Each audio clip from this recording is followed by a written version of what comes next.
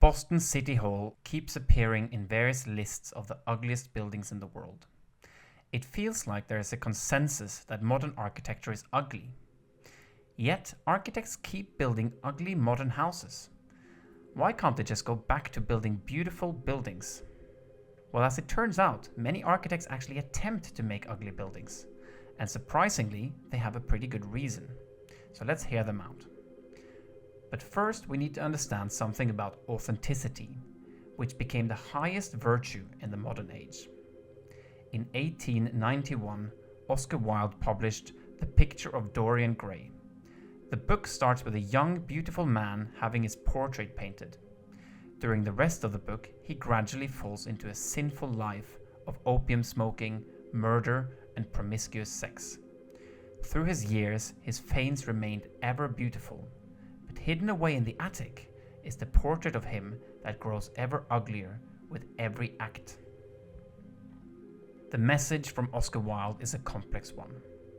At first, it would seem that he warns against the ugliness of one's authentic self. Best hide it behind a facade.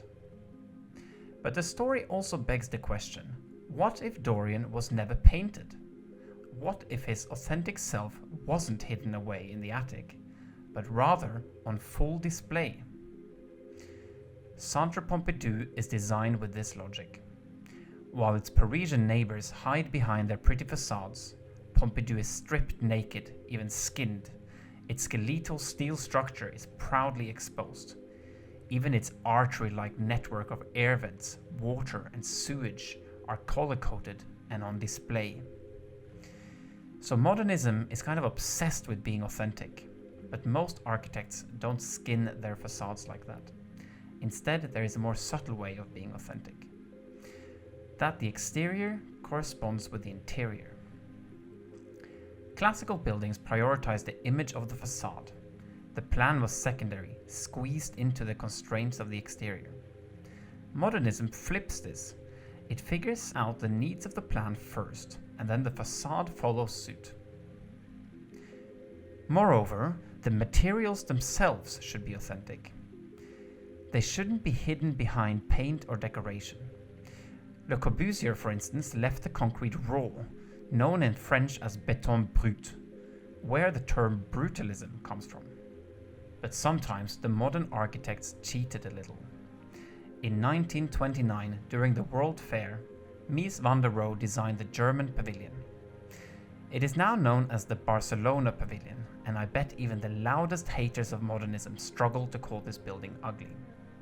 In fact, it isn't even ugly by our new definition of ugly, because the architect actually hid the structure behind these beautiful materials.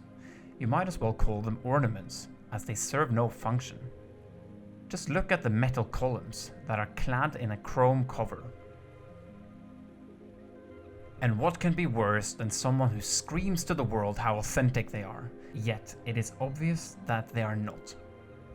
They are now not just inauthentic, but also hypocrites.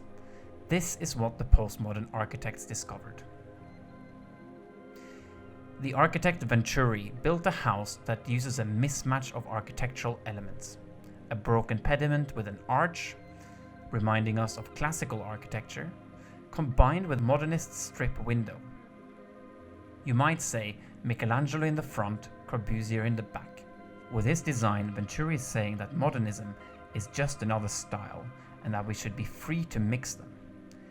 His design is ironic, revealing an ugly truth about the profession.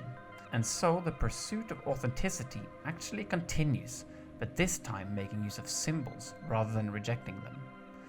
And the buildings are even uglier. To my mind, the most influential postmodern architect is Rem Koolhaas.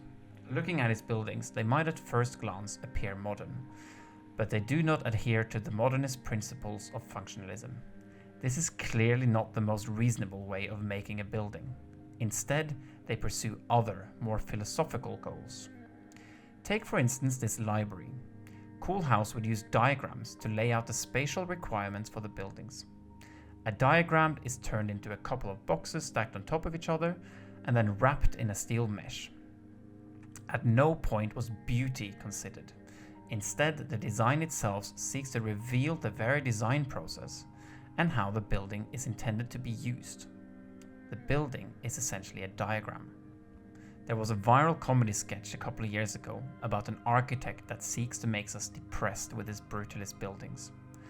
But in fact, the architect Daniel Libeskind, when designing the Jewish Museum of Berlin, literally wanted to make a building that made us uncomfortable. His drawings look like mad scribbles, and the building features windows that slash through the facade, as well as stairwells full of uncomfortable angles. This violent design makes sense for a museum telling the story of the Holocaust, but maybe less appropriate for a natural history museum. But of course, postmodernism at this point had just become yet another beauty standard. Take for instance the Guggenheim Museum by the world-famous architect Frank Gehry. His design supposedly is the result of a crumpled paper aimed at the bin. Yet this is one of the most celebrated buildings in the world, attracting massive amounts of tourists to the city every year.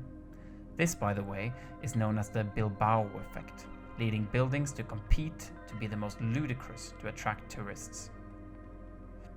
No wonder then that the layperson is frustrated. The architects have intended to build ugly buildings this whole time. They philosophize about the virtues of revealing truths, yet at this point it has all gotten so complicated that no one really understands the goal anymore. It seems more of a situation of groupthink. How else can you prove to the world how much of an enlightened architect you are if you can't appreciate a good brutalist building or a quirky postmodern one? Yet, what if we say enough is enough? Let's make architecture beautiful again. Don't we then risk falling into compliance, devaluing the importance of being authentic and truthful, unable to think critically and expose the ugly truths? I don't know. All I know is that personally my favorite buildings tend to be very early modern buildings, before modernism with a capital M, when architects still valued beauty and only dabbled with the ideas of modernism. It is the time of a picture of Dorian Gray, and just like Oscar Wilde, it seems the architects hedged their bets, with one foot in beautiful tradition and one in ugly modernity. But now I'm curious to hear what you guys think. Do you think buildings should be ugly? And as always, please like and subscribe and leave a comment because it really helps the channel out. And I'll see you next time.